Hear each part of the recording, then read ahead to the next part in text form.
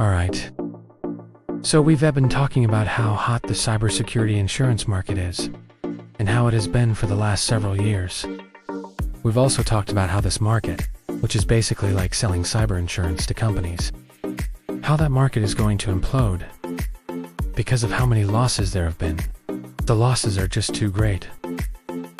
Companies are paying out tens, if not hundreds of millions of dollars for ransomware attacks, and the insurance companies are taking the loss.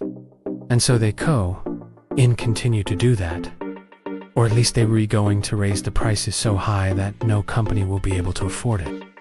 And while we were on that topic, I want to tell you about something that happened with one of these big cyber insurance companies called Hiscox. Now Hiscox, if you don't know, is one of these cyber insurance companies that writes a lot of small commercial policies. They insure lots of law firms, lots of small to medium-sized businesses. And they were one of the first ones to start pulling back from the ransomware coverage. Basically, they said we're not going to cover ransomware attacks anymore. Well, it looks like it might be a little bit too late, because they have a big problem on their hands right now. A bunch of their customers, including at least one law firm in Texas, and some others, have filed suit against Hiscox because they claim that Hiscox is basically not paying out on claims, and they refuse to pay them. And the reason why they refuse to pay them is because they say that these companies, these law firms, had insufficient cybersecurity. So they're saying that you didn't have enough security and therefore we're not gonna pay for this. So the law firms counter, and what they say is that, look, we bought this insurance policy from you in good faith. You told us that you covered this. And by the way, they specifically point out that when they bought this insurance, Hiscox sent them a list of recommendations of what they should do from a cybersecurity perspective. And they claimed that they did all those things, that they took all those steps. They implemented all those things to protect themselves, and yet Hiscox is still saying that you didn't do enough.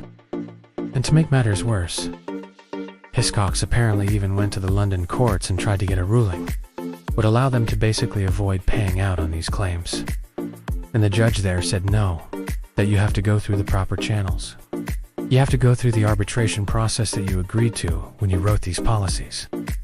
So they're trying to weasel out of it in court, and the court said, no, you can't do that. You have to actually go through the process. Well, okay. They go through the process, and now they're actually telling these law firms that we're not going to pay you because you didn't have enough security.